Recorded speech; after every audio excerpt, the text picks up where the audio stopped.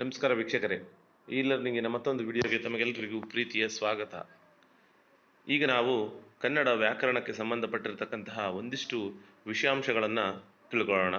ಈಗ ಮೊದಲಿಗೆ ಕನ್ನಡ ವ್ಯಾಕರಣ ಪ್ರಾರಂಭವಾಗೋದೇ ಕನ್ನಡ ವರ್ಣಮಾಲೆಯಿಂದ.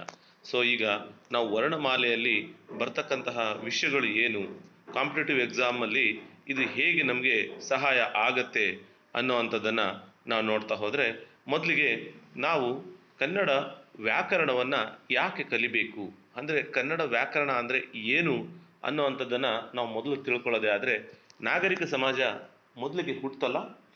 ಅಲ್ಲಿಂದ ಈಚೆಗೆ ಮಾನವ ತನ್ನ ಮನಸ್ಸಿನಲ್ಲಿರ್ತಕ್ಕಂಥ ಭಾವನೆಯನ್ನು ವ್ಯಕ್ತಪಡಿಸೋದಕ್ಕೆ ಭಾಷೆಯನ್ನು ಬಳಸ್ತಾನೆ.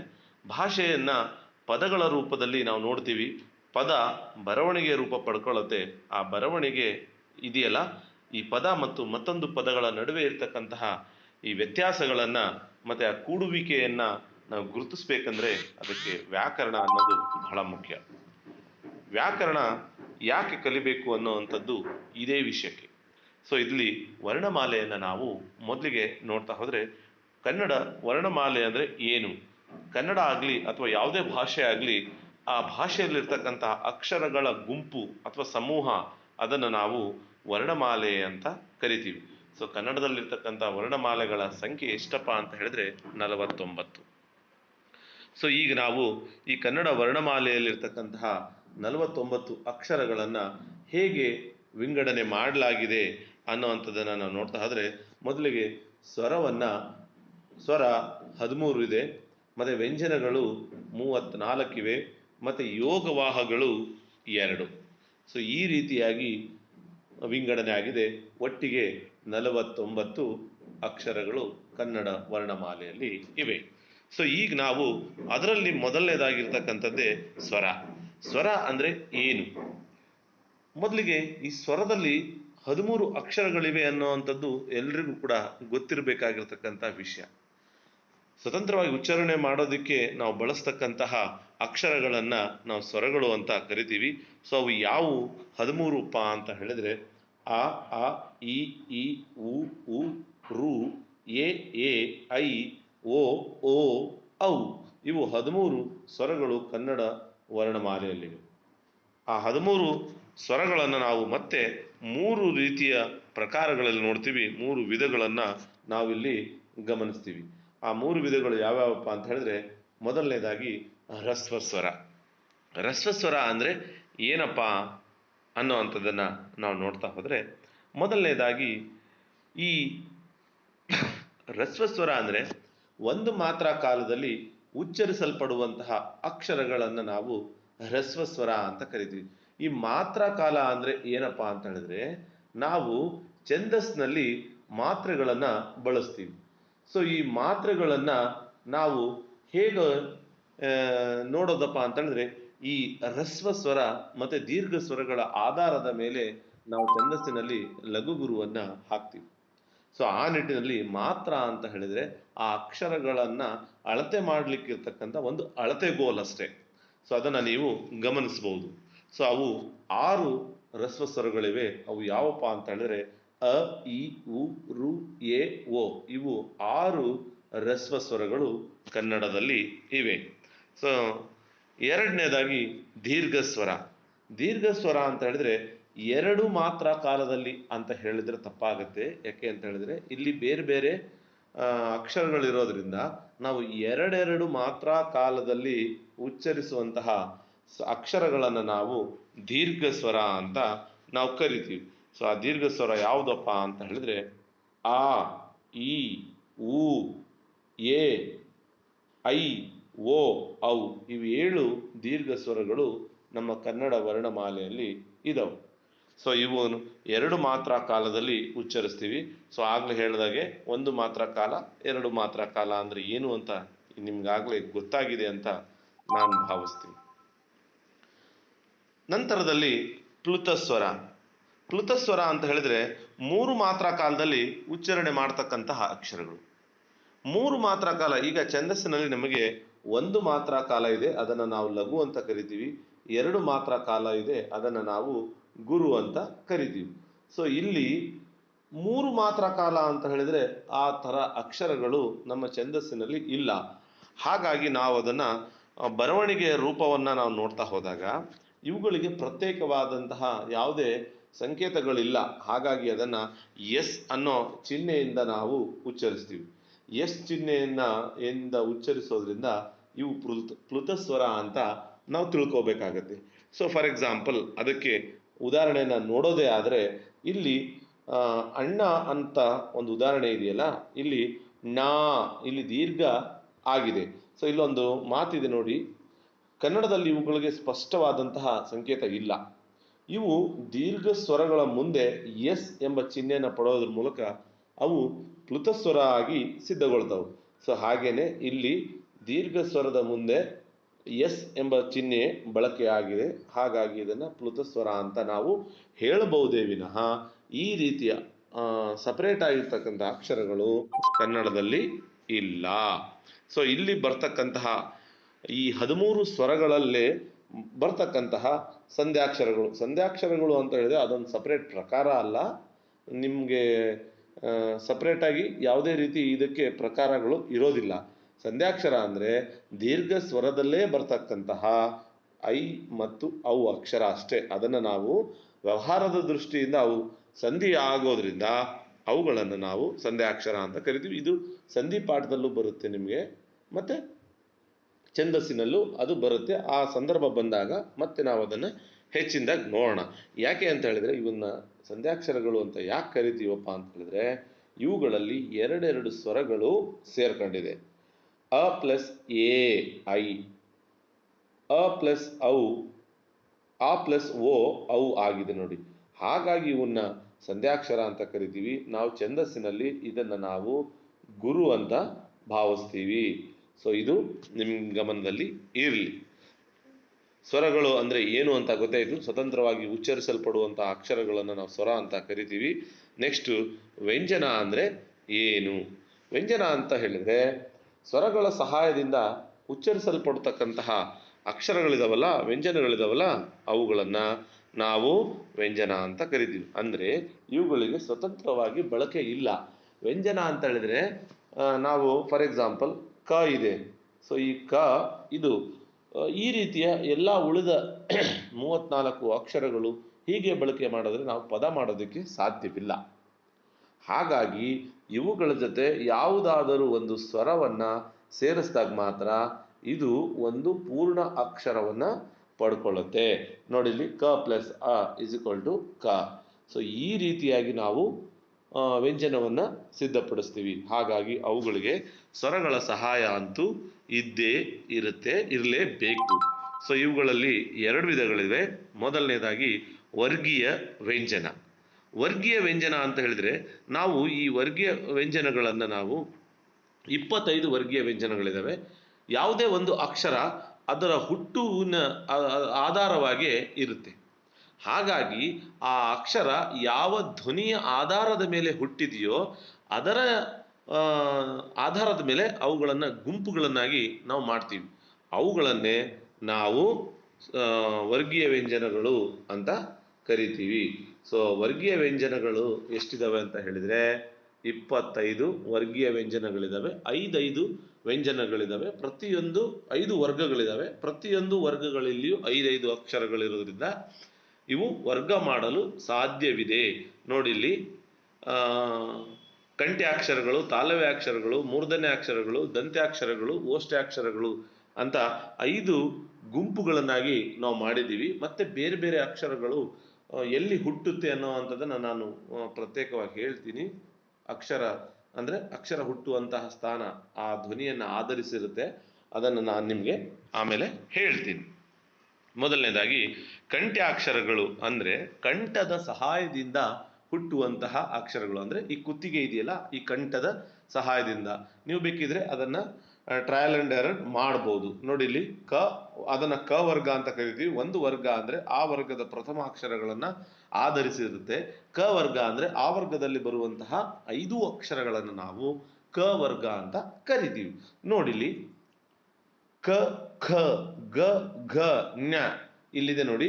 ಇವುಗಳನ್ನು ನಾವು ಕಂಠದಿಂದಲೇ ಹುಟ್ಟುತ್ತೆ. ನೋಡಿಲಿ ಕ ಕಂಠದಿಂದ ಹುಟ್ಟುತ್ತಾ ಇದೆ. ಹಾಗಾಗಿ ಇದನ್ನ ಕಂಠ್ಯಾಕ್ಷರ ಅಂತಲೂ ನಾವು ಕರಿತೀವಿ. ನೆಕ್ಸ್ಟು ತಾಲವ್ಯ ಅಕ್ಷರಗಳು. ನೋಡಿಲಿ, ತಾಲವ್ಯ ಚ ಚ ಜ ಜ ನ. ಈ ತಾಲವ್ಯ ಅಂತ ಹೇಳಿದ್ರೆ ನಮ್ಮ ಬಾಯಿಯ ಮೇಲ್ಭಾಗದಿಂದ ಹುಟ್ಟೋದ್ರಿಂದ ಅದನ್ನ ತಾಲವ್ಯ ಅಕ್ಷರಗಳು ಅಂತ ನಾವು ಕರಿತೀವಿ. ಅದನ್ನ ನಾವು ಚ ವರ್ಗ ಅಂತ ಕರಿತೀವಿ. ಯಾಕಂದ್ರೆ ಚ ಅನ್ನೋ ಅಕ್ಷರ ಆ ವರ್ಗದ ಮೊದಲಿಗಿರೋದ್ರಿಂದ ಚ ವರ್ಗ ಅಂತ ಕರಿತೀವಿ. ನೋಡಿಲಿ, ಚ ಚ ಜ ಜ ನ. ಇದನ್ನ ನಾವು ಗಮನಿಸ್ಬೇಕಾಗತ್ತೆ. ನಮ್ಮ ಧ್ವನಿ ಎಲ್ಲಿಂದ ಹುಟ್ಟುತ್ತಾ ಇದೆ ಅನ್ನೋದನ್ನ ನೀವು ಗಮನಿಸ್ಕೊಂಡ್ರೆ ಸಾಕು. ನಮಗೆ ಕಾಂಪಿಟೇಟಿವ್ ಎಕ್ಸಾಮ್ ಅಲ್ಲಿ ಈ ರೀತಿಯ ಅಕ್ಷರಗಳನ್ನೇ ಕೇಳ್ತಾ ಹೋಗ್ತಾರೆ. ಯಾವುದಾದ್ರೂ ಒಂದು ಗುಂಪನ್ನ ಕೇಳ್ಬಿಟ್ಟು ಅಥವಾ ಇಲ್ಲೇ ಯಾವುದಾದ್ರೂ ಠ ಠ ಅನ್ನೋ ಅಂಥದ್ದು ಯಾವ ವರ್ಗದಲ್ಲಿ ಬರುತ್ತೆ, ಯಾವ ಧ್ವನಿಯಿಂದ ಹುಟ್ಟುತ್ತೆ ಅಂತ ನಾವು ಕಾಂಪಿಟೇಟಿವ್ ಎಕ್ಸಾಮ್ ಸಾಕಷ್ಟು ಎಕ್ಸಾಮ್ಗಳಲ್ಲಿ ನಾವು ವರ್ಗೀಯ ವ್ಯಂಜನ ಎಷ್ಟು, ಅವರ್ಗೀಯ ವ್ಯಂಜನ ಎಷ್ಟು ಅಂತ ಯಾವ ಕಾಂಪಿಟೇಟಿವ್ ಎಕ್ಸಾಮಲ್ಲೂ ಕೇಳೋದಿಲ್ಲ. ಆ ಅಕ್ಷರ ಹುಟ್ಟುವಂತಹ ಧ್ವನಿ ಇದೆಯಲ್ಲ, ಅದರ ಸ್ಥಾನ, ಅದನ್ನ ನಮಗೆ ಕಾಂಪಿಟೇಟಿವ್ ಎಕ್ಸಾಮ್ ಅಲ್ಲಿ ಕೇಳಿದ್ರು ಕೇಳ್ಬೋದು. ಅದನ್ನೇ ಕೇಳುವಂಥದ್ದು ಆದರೆ ಅದನ್ನೇ ಕೇಳೋದು. ಸೊ ನೆಕ್ಸ್ಟು ಮೂರ್ಧನ್ಯ ಅಕ್ಷರ ಟ ಠ ಡ ಢ ಣ. ಇದನ್ನ ಟ ವರ್ಗ ಅಂತ ಕರಿತೀವಿ. ನೋಡಿ, ನಮ್ಮ ನಾಲಿಗೆ ಬಾಯಿಯ ಒಳಭಾಗದಲ್ಲಿರ್ತಕ್ಕಂಥ ಅಂಗಳದ ಬಾಯಿಯ ಮೇಲ್ಭಾಗ ಇದೆಯಲ್ಲ, ಅಲ್ಲಿ ಹೊಡೆದು ಟನ್ ಟನ್ ಅಂತ ಹೊಡಿತಾ ಇದೆ. ನೋಡಿಲಿ, ಟ ಠ ಡ ಢ ಣ. ಇದನ್ನ ನೀವು ಗಮನಿಸಬೇಕಾಗತ್ತೆ. ಸೊ ಹಾಗಾಗಿ ಅದನ್ನ ನಾವು ಅದರ ಆಧಾರದ ಮೇಲೆ ಇದನ್ನ ಟವರ್ಗ ಅಥವಾ ಮೂರ್ಧನ್ಯ ಅಕ್ಷರ ಅಂತ ಹೇಳ್ತಾರೆ. ನೆಕ್ಸ್ಟ್ ದಂತ್ಯಾಕ್ಷರ. ದಂತ್ಯ ಅಂತ ಹೇಳಿದ್ರೆ ನಿಮ್ಗೆಲ್ರಿಗೂ ಗೊತ್ತಿದೆ, ಹಲ್ಲಿನ ಆ ಭಾಗ ಇದೆಯಲ್ಲ, ಅಲ್ಲಿ ಈ ಅಕ್ಷರ ಹುಟ್ಟುತ್ತೆ. ನೋಡಿ ಅದನ್ನ ಸರಿಯಾಗಿ ಗಮನಿಸಿ. ತ ತ ದ ದ ನ. ನಮ್ಮ ತುಟಿ ಈ ಎರಡೂ ಹಲ್ಲಿನ ಮಧ್ಯಕ್ಕೆ ಬಂದು ಬಡಿತಾ ಇದೆ. ಇನ್ನೊಮ್ಮೆ ಉಚ್ಚಾರಣೆ ಮಾಡ್ತಾ ಇದ್ದೀನಿ. ತ ತ ದ ದ ನ. ಅಂದ್ರೆ ಈ ತುಟಿ ಇದೆಯಲ್ಲ, ಅದು ಆ ಎರಡೂ ಹಲ್ಲಿನ ನಡುವೆ ಬಂದು ಹೊಡಿತಾ ಇದೆ ಅಥವಾ ಅಲ್ಲಿಂದ ಹೋಗ್ತಾ ಇದೆ. ಅಲ್ಲಿ ಆ ಅಕ್ಷರ ಹುಟ್ಟುತ್ತೆ. ಹಾಗಾಗಿ ಅದನ್ನ ದಂತ್ಯಾಕ್ಷರಗಳು ಅಂತ ನಾವು ಕರಿತೀವಿ. ನೆಕ್ಸ್ಟ್ ಓಷ್ಟ್ಯ ಅಂದ್ರೆ ತುಟಿ. ಪವರ್ಗ ಇದೆಯಲ್ಲ, ಇದು ತುಟಿಯ ಸಹಾಯದಿಂದಲೇ ಹುಟ್ಟುತ್ತೆ. ಆ ಒಂದು ಭಾಗದಲ್ಲಿ ಆ ಅಕ್ಷರ ಹುಟ್ಟೋದ್ರಿಂದ ಅದನ್ನ ಓಷ್ಟ್ಯಾಕ್ಷರ ಅಂತ ಕರಿತೀವಿ. ಇದನ್ನ ನೀವು ಗಮನಿಸಬಹುದು. ಪ ಪ ಬ ಬ ಮ. ಸ್ಪಷ್ಟವಾಗಿ ಗೊತ್ತಾಗುತ್ತೆ. ಓಷ್ಟ್ಯ ಅಕ್ಷರಗಳು ನೆನ್ಪಿಟ್ಕೊಳ್ಳೋದಕ್ಕೆ ನಮ್ಗೆ ಯಾವುದೇ ರೀತಿ ತೊಂದರೆ ಆಗೋದಿಲ್ಲ. ಓಷ್ಟ್ಯ ಅಂದ್ರೆ ಏನು ಅಂತ ನೀವು ತಿಳ್ಕೊಂಡ್ರೆ ಸಾಕು. ಓಷ್ಟ್ಯ ಅಂದ್ರೆ ತುಟಿಯ ಭಾಗದಲ್ಲಿ ಅಕ್ಷರಗಳು ಹುಟ್ಟುತ್ತೆ. ಹಾಗಾಗಿ ಇವುಗಳನ್ನು ನಾವು ಓಷ್ಟ್ಯಾಕ್ಷರ ಅಂತ ನಾವು ಕರಿತೀವಿ. ನಂತರ ಇವುಗಳಲ್ಲಿ ಈ ವರ್ಗೀಯ ವ್ಯಂಜನಗಳಲ್ಲೇ ಮತ್ತು 3 ವಿಧಗಳನ್ನು ನಾವು ಗಮನಿಸ್ತೀವಿ. 3 ವಿಧ ಯಾವ್ದಾವ್ದಪ್ಪ ಅಂತ ಹೇಳಿದ್ರೆ ಅಲ್ಪ ಪ್ರಾಣ, ಮಹಾಪ್ರಾಣ, ಅನುನಾಸಿಕಗಳು ಅಂತ. ಅಲ್ಪ ಪ್ರಾಣ ಅಂತ ಹೇಳಿದ್ರೆ, ಅಲ್ಪ ಅಂದ್ರೆ ಕಡಿಮೆ, ಪ್ರಾಣ ಅಂದ್ರೆ ಉಸಿರು. ಕಡಿಮೆ ಉಸಿರಿನ ಸಹಾಯದಿಂದ ಹುಟ್ಟುವಂತಹ ಅಕ್ಷರಗಳು ಅಥವಾ ಉಚ್ಚಾರಣೆ ಮಾಡುವಂತಹ ಅಕ್ಷರಗಳನ್ನ ನಾವು ಅಲ್ಪ ಪ್ರಾಣಾಕ್ಷರಗಳು ಅಂತ ಕರಿತೀವಿ. ಅವು ಹತ್ತಿದಾವೆ. ಅವು ಎಲ್ಲಿರ್ತಾವಪ್ಪ ಅಂತ ಹೇಳಿದ್ರೆ, ಈ ವರ್ಗ ಈಗ ಏನ್ ನೋಡಿದ್ವಾ ಮೇಲ್ಗಡೆ 5 ರೀತಿಯ ವರ್ಗಗಳು, ಕ ಚ ಟ ತ ಪ ವರ್ಗಗಳು, ಆ ವರ್ಗದ 1 ಮತ್ತು 3ನೇ ಅಕ್ಷರಗಳು ಯಾವಿದಾವಲ್ಲ, ಅವುಗಳನ್ನು ನಾವು ಅಲ್ಪ ಪ್ರಾಣ ಅಂತ ಕರಿತೀವಿ. ಇಲ್ಲಿದೆ ನೋಡಿ, ಇವು ಕ ಗ ಚ ಟ ತ ಇವು ಇದಾವಲ್ಲ, ಇವು ಹತ್ತಿದಾವೆ. ಇವುಗಳನ್ನ ನಾವು ಅಲ್ಪ ಪ್ರಾಣಾಕ್ಷರಗಳು ಅಂತ ನಾವು ಕರಿತೀವಿ. ನಂತರ ಬರುವಂಥದ್ದೇ ಮಹಾಪ್ರಾಣ. ಮಹಾ ಅಂದ್ರೆ ಹೆಚ್ಚು, ಪ್ರಾಣ ಅಂದ್ರೆ ಉಸಿರು. ಹೆಚ್ಚು ಉಸಿರಿನ ಸಹಾಯದಿಂದ ಅಂದ್ರೆ ಹೆಚ್ಚು ಉಸಿರಿನಿಂದ ನಾವು ಉಚ್ಚಾರಣೆ ಮಾಡ್ತೀವಲ್ಲ, ಆ ಅಕ್ಷರಗಳನ್ನು ನಾವು ಮಹಾಪ್ರಾಣ ಅಕ್ಷರಗಳು ಅಂತ ಕರಿತೀವಿ. ಸೊ ಅದು ಹತ್ತಿದಾವೆ. ಸೊ ಅವು ಯಾವಪ್ಪ ಅಂತ ಹೇಳಿದ್ರೆ, ಆ ವರ್ಗದ ಪ್ರತಿ ವರ್ಗದ 2 ಮತ್ತು 4ನೇ ಅಕ್ಷರಗಳನ್ನ ನಾವು ಮಹಾಪ್ರಾಣ ಅಕ್ಷರಗಳು ಅಂತ ಕರಿತೀವಿ. ಅವು ಇಲ್ಲಿದ್ದಾವೆ. ಉದಾಹರಣೆ ನೋಡ್ಬೋದು ನೀವು. ಖ ಗ ಚ ಝ ಇವು 10 ಮಹಾಪ್ರಾಣ ಅಕ್ಷರಗಳು ಅಂತ ನಾವು ಕರಿತೀವಿ. ನಂತರ ಅನುನಾಸಿಕ. ನಾಸಿಕ ಅಂದ್ರೆ ಮೂಗು. ಅನುನಾಸಿಕ ಅಂದ್ರೆ ಮೂಗಿನ ಸಹಾಯದಿಂದ. ತುಂಬಾ ಮಕ್ಕಳು ಕನ್ಫ್ಯೂಷನ್ ಮಾಡ್ಕೊಂತಾರೆ. ಮೂಗಿನಿಂದ ಅಕ್ಷರಗಳು ಹುಟ್ಟೋದಿಲ್ಲ, ಮೂಗಿನಿಂದ ಉಸಿರು ಹೊರಗೆ ಬರುತ್ತೆ. ಹಾಗಾಗಿ ಅದನ್ನು ನಾವು ಮೂಗಿನ ಸಹಾಯದಿಂದ ಹುಟ್ಟುವಂತಹ ಅಕ್ಷರಗಳು ಅಂತ ಕರಿಬೇಕೇ ವಿನಃ ಮೂಗಿನಿಂದ ಹುಟ್ಟುವ ಅಕ್ಷರಗಳು ಅಂತ ನಾವು ಹೇಳಬಾರ್ದು. ಅದರ ಸಹಾಯದಿಂದ ಅಷ್ಟೇ. ಅವು 5 ಇದಾವೆ. ಅವು ಯಾವಪ್ಪ ಅಂತ ಹೇಳಿದ್ರೆ, ಪ್ರತಿ ವರ್ಗದ ಕೊನೆಯ 5 ಅಕ್ಷರಗಳು, ಅಂದ್ರೆ 5 ವರ್ಗದ 5 ಅಕ್ಷರಗಳನ್ನು ನಾವು ಅನುನಾಸಿಕ ಅಕ್ಷರಗಳು ಅಂತ ಕರಿತೀವಿ. ಆ 5 ಅಕ್ಷರಗಳು ಇಲ್ಲಿದಾವೆ ನೋಡಿ. ಮೂಗಿನಿಂದಲೇ ಆ ಉಸಿರು ಹೊರಗೆ ಬರುತ್ತೆ. ನೀವು ಅಬ್ಸರ್ವ್ ಮಾಡ್ಬೋದು. ಣ ನ ನ ನ ಮ, ಮೂಗಿನ ಸಹಾಯದಿಂದಲೇ ಅಕ್ಷರಗಳು ಹುಟ್ಟುತ್ತಾ ಇರೋದ್ರಿಂದ ನಾವು ಅದನ್ನು ಅನುನಾಸಿಕ ಅಂತ ಕರಿತೀವಿ. ನಂತರ ಬರುವುದೇ ಅವರ್ಗೀಯ ವ್ಯಂಜನಗಳು. ವರ್ಗ ಮಾಡೋದಕ್ಕೆ ಸಾಧ್ಯವಿರದಂತಹ ಅಕ್ಷರಗಳು ವರ್ಗ, ಅವರ್ಗ, ಅದು ಅಪೋಸಿಟ್ ವರ್ಡ್ಗಳು. ಸೊ ಇಲ್ಲಿ ಧ್ವನಿಗಳು, ಇಲ್ಲಿ ಬರ್ತಕ್ಕಂಥ ಅಕ್ಷರಗಳು ಇದಾವಲ್ಲ, ಆ ಅಕ್ಷರಗಳು ಅದರ ಧ್ವನಿ ಹುಟ್ಟುವಂತಹ ಜಾಗ ಇದೆಯಲ್ಲ, ಅದು ಬೇರೆ ಬೇರೆ ಆಗಿದೆ. ಹಾಗಾಗಿ ಅದನ್ನು ನಾವು ವರ್ಗ ಮಾಡಲು ಅಥವಾ ಗುಂಪು ಮಾಡೋದಕ್ಕೆ ಸಾಧ್ಯ ಆಗೋದಿಲ್ಲ. ಹಾಗಾಗಿ ನಾವು ಅದನ್ನ ಅವರ್ಗೀಯ, ಅಂದ್ರೆ ವರ್ಗ ಮಾಡಲು ಸಾಧ್ಯವಿರದಂತಹ ವ್ಯಂಜನಗಳು ಅಂತ ನಾವು ಭಾವಿಸ್ತೀವಿ. ಸೊ ಅವು ಯಾವಪ್ಪ ಅಂತ ಹೇಳಿದ್ರೆ ಯ, ರ, ಲ, ವ, ಶ, ಸ, ಶ. ನೋಡಿ, ಆ 3 ಶವನ್ನ ಸರಿಯಾಗಿ ಉಚ್ಚಾರಣೆ ಮಾಡಬೇಕು. ಶ, ಸ, ಶ, ಹ, ಳ.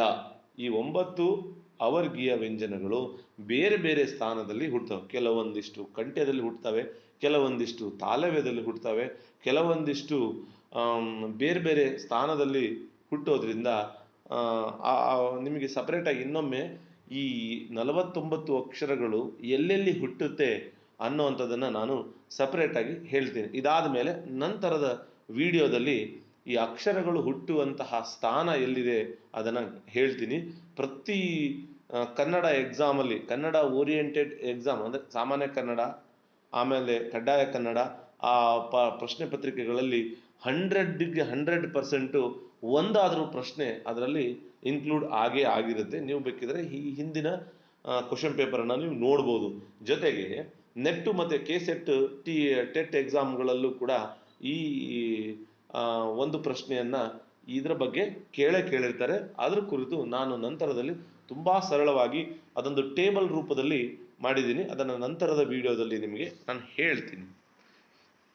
ನಂತರ ಬರೋ ಅಂಥದ್ದೇ 3ನೇ ಪ್ರಕಾರ ಯೋಗವಾಹಗಳು ಅಂತ. ಯೋಗ ಅಂದರೆ ಕೂಡೋದು ಅಂತ, ವಾಹ ಅಂದರೆ ಹೋಗೋದು. ಅಂದರೆ ಇವು ಬೇರೆ ಬೇರೆ ಅಕ್ಷರಗಳೊಂದಿಗೆ ಕೂಡುತ್ತೆ. ಅದು ಸ್ವರನೇ ಆಗಿರುತ್ತೆ ಅಕ್ಷರ, ಕೂಡಿಕೊಂಡು ಆ ಅಕ್ಷರ ಜೊತೆಗೆ ಹೋಗುತ್ತೆ. ಹಾಗಾಗಿ ಇವುಗಳನ್ನು ನಾವು ಯೋಗ ವಾಹ, ಕೂಡಿಕೊಂಡು ಹೋಗುವ ಅಕ್ಷರಗಳು ಅಂತ ಕರಿತೀವಿ. ಆ ಕೂಡ್ಕೊಂಡಿರ್ತಕ್ಕಂಥ ಅಕ್ಷರ ಸ್ವರನೇ ಆಗಿರುತ್ತೆ. ಇದರಲ್ಲಿ 2 ಉದಾಹರಣೆಗಳು ಯಾವ್ಯಾವಪ್ಪ ಅಂತ ಹೇಳಿದ್ರೆ ಅನುಸ್ವಾರ ಮತ್ತು ವಿಸರ್ಗ. ಅನುಸ್ವಾರ ಅಂದರೆ ಒಂದು ದೊಡ್ಡ ಸೊನ್ನೆ ಆಗಿರುತ್ತೆ. ನಾವು ಇದನ್ನು ಈ ಹಿಂದೆ ಪ್ರೈಮರಿ ಶಾಲೆಗಳಲ್ಲಿ ನಮಗೆ ಅಹ ಅಂತ ಹೇಳಿರ್ತಾರೆ.